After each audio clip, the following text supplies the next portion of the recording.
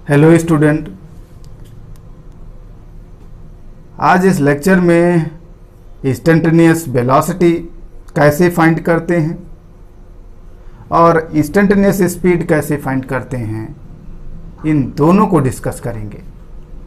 इन पर based examples को भी देखेंगे कि कैसे इंस्टेंटेनियस वेलोसिटी और इंस्टेंटेनियस स्पीड को कैसे सॉल्व किया जाता है। इससे पहले के लेक्चर में आप एवरेज वेलोसिटी और एवरेज स्पीड ये दोनों ही टॉपिक स्टडी कर चुके हैं। आज के इस लेक्चर में नीट के पॉइंट ऑफ व्यू से बहुत ही इंपॉर्टेंट टॉपिक है instantaneous velocity and instantaneous speed. आइए पहले इंस्टेंटेनियस वेलोसिटी को समझते हैं, लेकिन इंस्टेंटेनियस वेलोसिटी को समझने से पहले एवरेज वेलोसिटी को एक बार रिव्यू कर लेते हैं। जैसा आप सभी जानते हैं कि अगर हम ये कंसीडर कर लें कि कोई पार्टिकल एक्स एक्सिस पे ट्रेवल कर रहा है और टी टाइम पर उसका पोजीशन कोऑर्डिनेट स्मॉल एक्स है, T plus delta T time पर उस पार्टिकल का पोजीशन कोऑर्डिनेट एक्स से चेंज होकर एक्स प्लस डेल्टा एक्स हो जाता है। तो ऐसे में उस पार्टिकल का इनिशियल पोजीशन कोऑर्डिनेट आप कह सकते हैं x1 जो है वो x है और फाइनल पोजीशन कोऑर्डिनेट x2 जो है वो x प्लस डेल्टा x है और t1 को कह सकते हो t है और t2 को t प्लस डेल्टा t है। तो अगर हम इन डेटा को यूज करके एवरेज वेलोसिटी फाइंड करते हैं तो क्या आएगा, आप देखें। एवरेज वेलोसिटी जो होती है that is equal to displacement, और डिस्प्लेसमेंट होता है final position coordinate minus initial position coordinate upon time interval delta T जो है वो final time t2 minus t1 होता है। तो यहाँ से वैल्यूज को अगर हम पुट करते हैं तो ये आता है x plus delta x minus x upon t plus delta T minus T. तो यहाँ से आपको जो एवरेज वेलोसिटी मिल रही है वो है delta x upon delta T. ये तो एवरेज वेलोसिटी है in the time interval t2 t plus delta T. इस इंटरवल में ये एवरेज वेलोसिटी है। अब हम अगर ये चाहते हैं कि हमें एग्जैक्टली t टाइम पर वेलोसिटी फाइंड हो जाए तो ये कैसे हो सकता है, तो थोड़ा अगर आप इस इक्वेशन को ध्यान से देखें, जो हमने कंसीडर किया है उसे भी ध्यान से देखें। हमने कंसीडर यही तो किया है कि पार्टिकल टी टाइम पर उसकी पोजीशन x है और t plus delta T time पर उसकी position x plus delta x है। अब अगर हम ये कंसीडर कर लें कि जो टाइम इंटरवल है डेल्टा t वो इनफाइनाइट स्मॉल है, बहुत ही स्मॉल है, या कहें 10 to 0 है, तो ऐसे में जो फाइनल टाइम होगा वो कह सकते हैं कि फिर तो इनिशियल टाइम t के ही इक्वल हो जाएगा। और ऐसे में जो आपकी एवरेज वेलोसिटी होगी वो इंस्टेंटेनियस वेलोसिटी में कन्वर्ट हो जाएगी। ओवरऑल आप इसको ऐसा लिख सकते हो, instantaneous velocity at the time t equal to delta limit delta t tend to 0 delta x upon delta t। देख लें एक बार इसे। और अगर हम इसे एवरेज वेलोसिटी के फार्मूले में थोड़ा सा चेंज करते हैं, अगर हम डेल्टा t टेंड टू 0 लेते हैं, इनफाइनाइट स्मॉल लेते हैं, तो ऐसे में आप इनिशियल पोजीशन पर रिटर्न हो जाएंगे और टाइम इंटरवल रिड्यूस होकर इनफाइनाइट स्मॉल हो जाएगा। तो ऐसे में जो आपको वेलोसिटी मिलेगी वो 0 टाइम इंटरवल की मिलेगी, यानी t टाइम की मिलेगी। तो ये जो फार्मूला है वो t टाइम पर वेलोसिटी को रिप्रेजेंट करेगा। Therefore velocity at the time t v equal to limit delta t tend to 0 delta x upon delta t। अब जैसा डिफरेंशिएशन में आप लोगों ने पढ़ा होगा कि लिमिट, ये पढ़ा होगा कि limit delta x tend to 0 delta y upon delta x equal to dy upon dx। dy upon dx is the differentiation of y with respect to x। तो स्टूडेंट्स आप देखें डिफरेंशिएशन के इस बेसिक कॉन्सेप्ट के according instantaneous velocity जो v होगी वो dx upon dt हो जाएगी, क्योंकि जो यहाँ लिखा हुआ है limit delta t tend to 0 delta x upon delta t, ये कन्वर्ट हो जाएगा dx अपॉन dt में। तो आप instantaneous velocity at the time t find करने के लिए आप इस फार्मूले को यूज कर सकते हो। आइए अब ये समझते हैं कि इंस्टेंटेनियस वेलोसिटी क्या रिप्रेजेंट करती है। तो स्टूडेंट्स ध्यान दें कि इंस्टेंटेनियस वेलोसिटी रिप्रेजेंट करती है that how fast particle is moving, और यह भी रिप्रेजेंट करती है कि किस डायरेक्शन में पार्टिकल मूव कर रहा है। अब अगर इंस्टेंटेनियस वेलोसिटी किसी टाइम पर पॉजिटिव है तो इसका सिग्निफिकेंस ये हुआ कि उस टाइम पर पार्टिकल की मोशन की डायरेक्शन पॉजिटिव डायरेक्शन में होगी, और अगर इंस्टेंटेनियस वेलोसिटी किसी टाइम पर नेगेटिव है तो उसका सिग्निफिकेंस ये हुआ कि उस टाइम पर पार्टिकल का मोशन नेगेटिव डायरेक्शन में होगा। आइए स्टूडेंट्स एक एग्जांपल देखते हैं। एग्जांपल है, ये particle is moving along x axis, its position x coordinate is given by the equation x equal to 5t square plus 2t minus 6 metre. here t is in second. Find the instantaneous velocity at the time। First part है, इसमें time बताया गया है t equal to 2 second second में, t equal to 4 second third, t equal to 5 second और last है t equal to 8 second.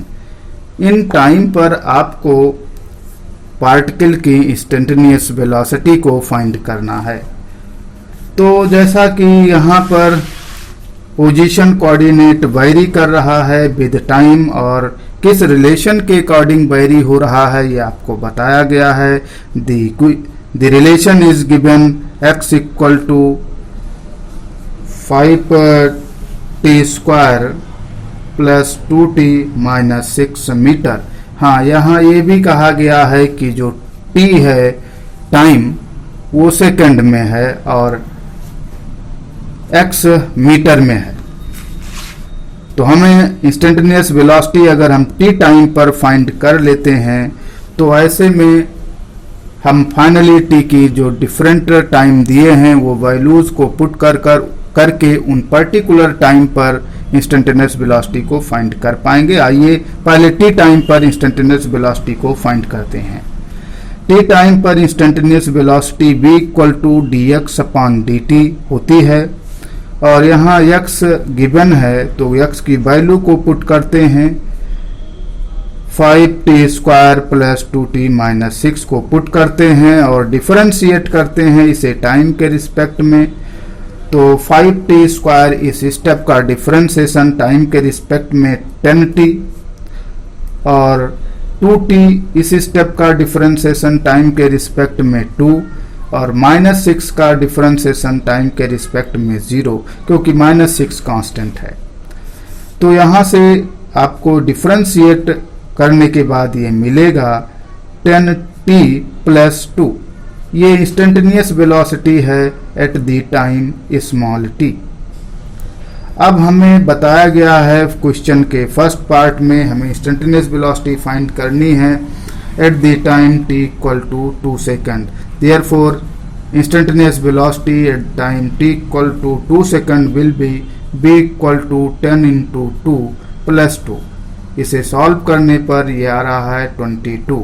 अब students जरा ध्यान दें, इसमें यूनिट क्या होगी. यहाँ डिस्प्लेसमेंट पोजीशन कोऑर्डिनेट की जो यूनिट बताई गई है वो मीटर है और टाइम की जो यूनिट बताई गई है वो सेकंड है. तो यहाँ पर जो इंस्टेंटेनियस वेलोसिटी की यूनिट होगी वो मीटर पर सेकंड होगी. तो इस तरीके से आप इंस्टेंटेनियस वेलोसिटी फाइंड कर लिए. ये है 22 मीटर पर सेकंड और ये है t1 इक्वल टू 2 सेकंड पर. सेकंड पार्ट पे में देखते हैं. सेकंड पार्ट में टाइम बताया गया है वो है 4 सेकंड. तो t की वैल्यू इसी में 4 पुट करते हैं, 4 सेकंड पुट करते हैं. तो यहाँ इंस्टेंटेनियस वेलोसिटी 4 सेकंड पे जो मिल रही है वो 10 इंटू 4 प्लस 2. तो ये आ रही है 42 मीटर पर सेकंड. ऐसे थर्ड पार्ट में देखें, इंस्टेंटेनियस वेलोसिटी फाइंड करना है 5 सेकंड पर. तो इसमें t की वैल्यू 5 पुट करते हैं. तो v इक्वल टू आता है 10 इंटू 5 प्लस 2. तो यहाँ से कैलकुलेट करने पर ये मिल रहा है 52 मीटर पर सेकेंड. और लास्ट पार्ट में ये कहा गया है time t equal to 8 second पर इंस्टेंटेनियस वेलोसिटी फाइंड करो. इसमें जो है अब t की वैल्यू 8 सेकेंड पुट करते हैं. तो यहाँ से instantaneous velocity at the time t equal to 8 second जो होगा वो हमें मिलता है 10 इंटू 8 प्लस 2. तो ये आ रहा है 82 मीटर पर सेकेंड. स्पीड, किसी भी मूविंग पार्टिकल का इंस्टेंटेनियस स्पीड उस पार्टिकल के इंस्टेंटेनियस वेलोसिटी के मैग्नीट्यूड को कहते हैं. Instantaneous speed is always equal to the magnitude of instantaneous velocity. Instantaneous velocity का आप मैग्नीट्यूड फाइंड करते हो तो इंस्टेंटेनियस स्पीड होता है. Instantaneous speed at the time small t is equal to the magnitude of instantaneous velocity at the time small t. Therefore instantaneous speed v equal to mod of dx upon dt. तो इस फार्मूले का use करके आप instantaneous speed को find कर सकते हो. यहाँ से एक बात ये क्लियर हो रही है कि इंस्टेंटेनियस स्पीड कभी भी निगेटिव नहीं होगा, कि वो हमेशा ही पॉजिटिव होगा. अगर वेलोसिटी पॉजिटिव और निगेटिव कुछ भी हो, लेकिन इंस्टेंटेनियस स्पीड हमेशा पॉजिटिव ही होगा. स्टूडेंट्स, इससे पहले की लेक्चर में आप ये सीख चुके हो कि अगर आप एवरेज वेलोसिटी का मैग्नीट्यूड फाइंड करते हो तो ऐसे में वो मैग्नीट्यूड एवरेज स्पीड से या तो कम होगा या इक्वल होगा.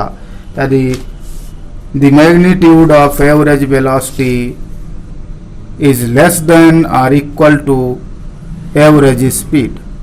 लेकिन यहाँ आप देख रहे हैं कि इंस्टेंटेनियस वेलोसिटी का जो मैग्नीट्यूड होता है वो एग्जैक्टली इक्वल होता है इंस्टेंटेनियस स्पीड के.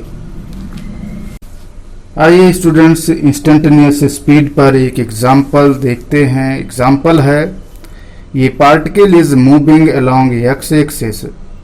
It's position coordinate is given by x equal to 2t square minus 12t plus 7 meter. Here time small t is in second. Find instantaneous speed at t equal to 1 second and t equal to 5 second. तो जैसा मैं कह चुका हूं कि instantaneous speed is equal to the magnitude of instantaneous velocity. तो सबसे पहले हम इंस्टेंटेनियस वेलोसिटी फाइंड कर लेते हैं at the time small t. At the time small t instantaneous velocity v is given equal to dx upon dt. अब x की value इसमें पुट करते हैं तो d upon dt x is given 2t square minus 12t plus 7। इसे differentiate करते हैं तो 2t स्क्वायर का डिफ्रेंशिएशन 4t, 12t का डिफ्रेंशिएशन 12 होगा तो -12 और 7 का डिफ्रेंशिएशन 0 हो जाएगा। तो यहाँ से सॉल्व करने पर instantaneous velocity at the time small t मिल रही है, वो है 4t minus 12 metre per second. हमने t टाइम पर इंस्टेंटेनियस वेलोसिटी फाइंड कर लिया है, तो हमें तो t इक्वल टू 1 सेकेंड और t इक्वल टू 5 सेकेंड पर फाइंड करना है। तो instantaneous velocity at the time t equal to 1 second, v equal to 4 into 1 minus 12। Solve करने पर ये आ रहा है -8 metre per second. First part में इंस्टेंटेनियस वेलोसिटी सॉल्व करने पर हमें मिल रही है -8 मीटर पर सेकेंड। तो फिर इंस्टेंटेनियस स्पीड क्या होगी? Instantaneous speed is the magnitude of instantaneous velocity, therefore instantaneous speed equal to mod of -8 metre per second. तो ये आएगा 8 metre per second. Second part में टाइम बताया गया है t इक्वल टू 5 सेकेंड। तो t इक्वल टू 5 सेकेंड पर instantaneous velocity पहले फाइंड करते हैं। Instantaneous velocity v equal to 4 into 5 minus 12, t की वैल्यू इसमें 5 पुट कर रहे हैं। तो इसे सॉल्व करने पर v इक्वल टू ये आ रहा है +8 मीटर पर सेकेंड। तो इंस्टेंटेनियस वेलोसिटी जो होगी इस टाइम पर +8 मीटर पर सेकेंड होगी। इसका मैग्नीट्यूड फाइंड कर लेते हैं, वही इंस्टेंटेनियस स्पीड हो जाएगी। तो instantaneous speed v equal to mod of +8 metre per second. तो ये सॉल्व करने पर 8 मीटर पर सेकेंड ही आएगा।